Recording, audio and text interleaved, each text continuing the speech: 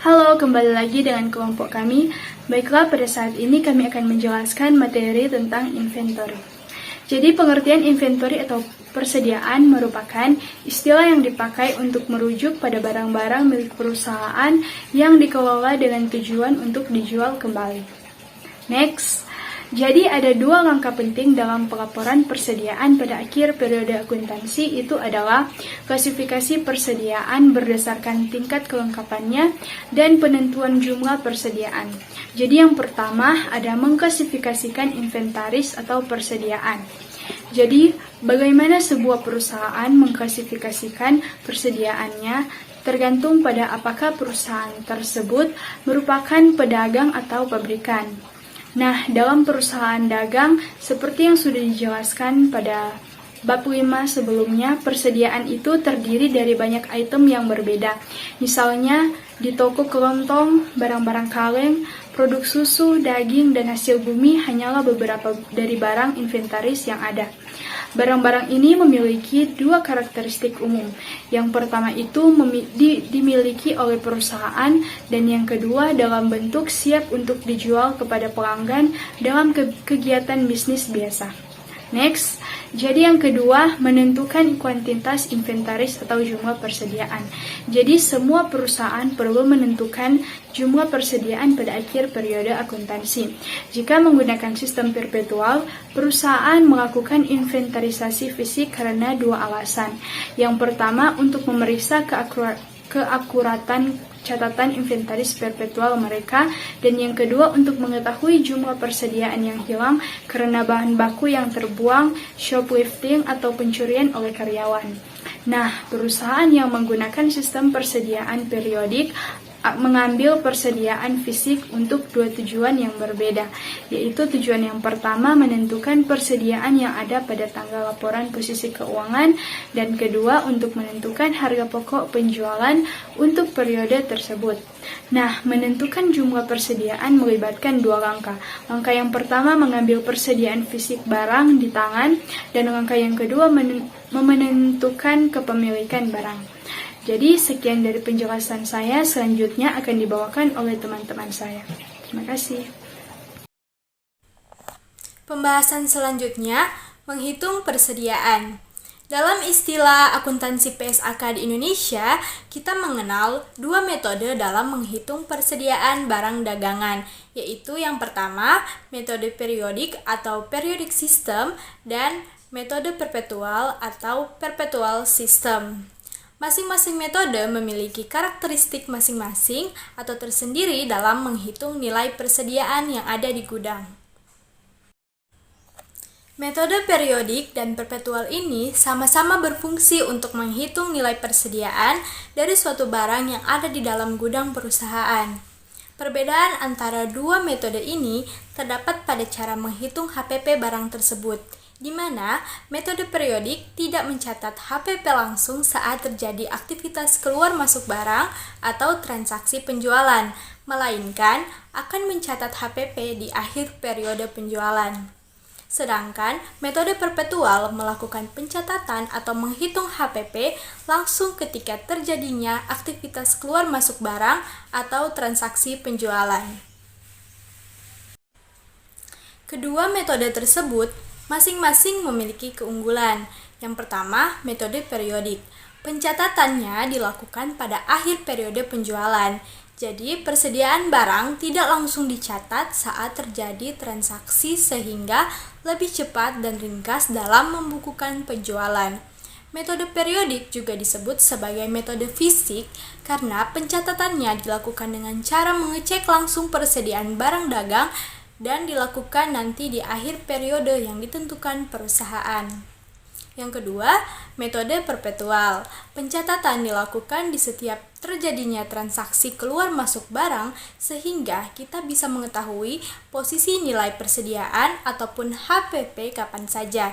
Sistem perpetual akan mencatat persediaan barang dagangan secara langsung pada akun persediaan. Cara menghitung persediaan akhir menggunakan metode periodik.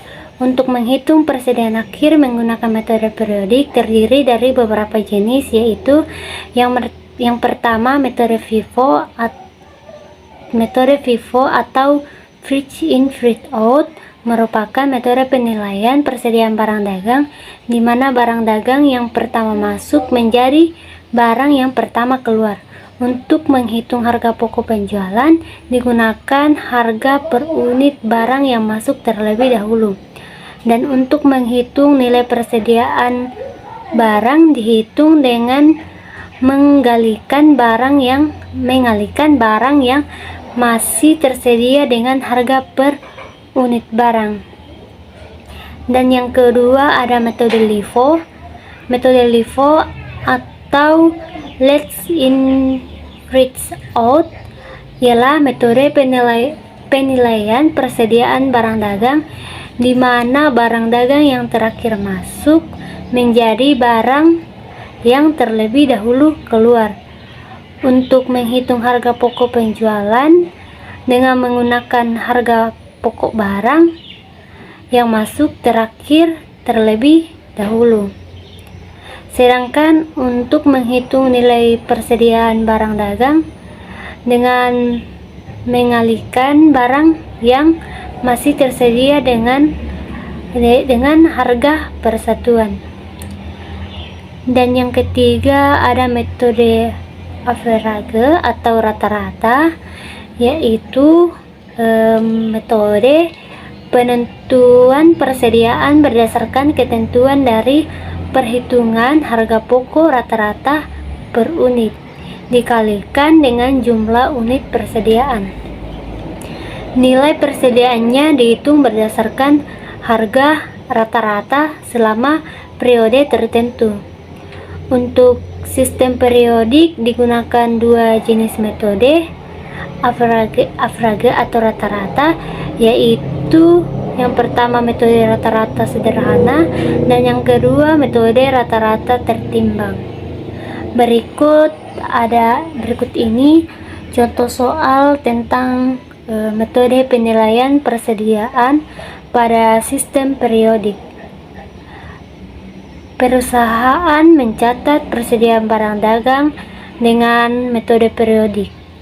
Berikut ini adalah data yang diperoleh selama bulan Februari 2017. Pada tanggal 1 Februari persediaan awal 200 unit seharga Rp5.000. Tanggal 10 Februari ada pembelian 300 unit dengan harga Rp5.500, dan tanggal 21 Februari ada pembelian 400 unit dengan harga Rp5.300. Tanggal 23 Februari ada pembelian 100 unit dengan harga Rp5.200. Dan pada tanggal 30 Februari 2017 persediaan akhir sebanyak 300 unit menggunakan sistem periodik. Diminta hitunglah nilai persediaannya dan harga pokok penjualan. Baik, sesuai dengan yang diminta, hitunglah persediaannya dan harga pokok penjualannya. Jadi jawabannya seperti yang di tabel. Pada tanggal 1 Februari ada persediaan awal 200 unit dengan harga Rp5.000 dengan jumlah 1 juta, dan tanggal 10 Februari ada pembelian 300 unit dengan harga Rp5.500 dengan harga Rp1.650.000. Dan tanggal 21 Februari ada pembelian sebesar 400 unit dengan harga Rp5.300.000 dengan jumlah Rp2.120.000, dan tanggal 23 Februari ada pembelian 100 unit dengan harga Rp5.200 dengan jumlah Rp520.000. Maka total keseluruhan unit yaitu 1000 dan harga sebesar Rp21.000 dan jumlah sebesar Rp5.290.000. Maka persediaan yang terjual di akhir periode adalah 100 unit dikurang 300 unit, maka hasilnya sama dengan 700 unit. Jawaban menggunakan metode periodik. Yang pertama, metode FIFO periodik. Nilai persediaan akhir diketahui persediaan akhirnya 300 unit, maka menghitung nilai persediaannya adalah 200 unit dengan harga Rp5.300 sama dengan Rp1.060.000. 100 unit dengan harga Rp5.200 sama dengan Rp520.000, maka nilai persediaan akhirnya ialah Rp1.580.000. Untuk HPP barang tersedia untuk dijual, persediaan akhir sama dengan Rp5.290.000 dikurang Rp1.580.000 sama dengan Rp3.710.000. Metode yang kedua yaitu metode LIFO periodik.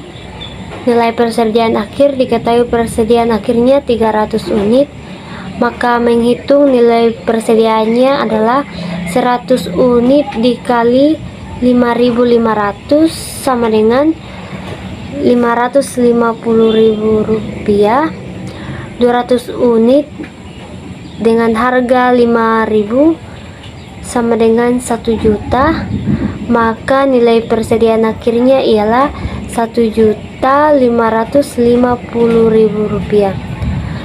Untuk harga pokok penjualan, barang tersedia untuk dijual dikurang persediaan akhir, maka Rp5.290.000 dikurang Rp1.550.000, maka hasilnya sama dengan Rp3.740.000. Untuk metode rata-rata atau average periodik menggunakan dua metode, yaitu yang pertama rata-rata tertimbang.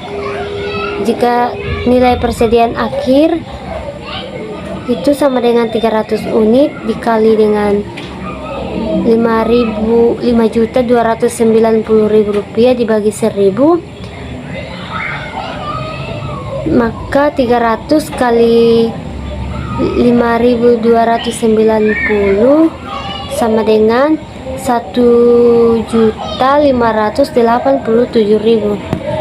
Untuk harga pokok barang tersedia untuk dijual dikurang persediaan akhir Rp5.290.000 dikurang Rp1.587.000, maka hasilnya sebesar Rp3.703.000.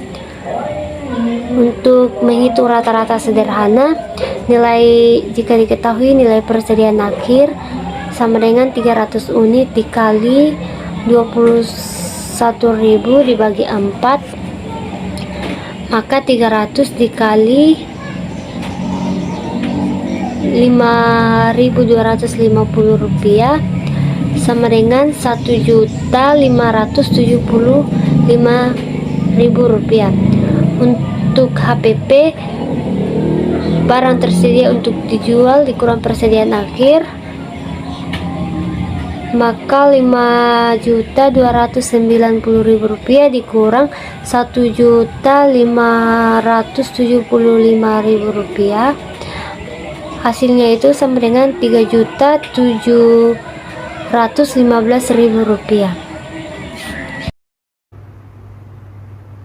Baiklah, kita masuk ke slide 13 dengan materi cara menghitung persediaan akhir menggunakan metode perpetual. Untuk menghitung persediaan akhir menggunakan metode perpetual terdiri dari beberapa jenis, yaitu metode perpetual first in first out yaitu FIFO.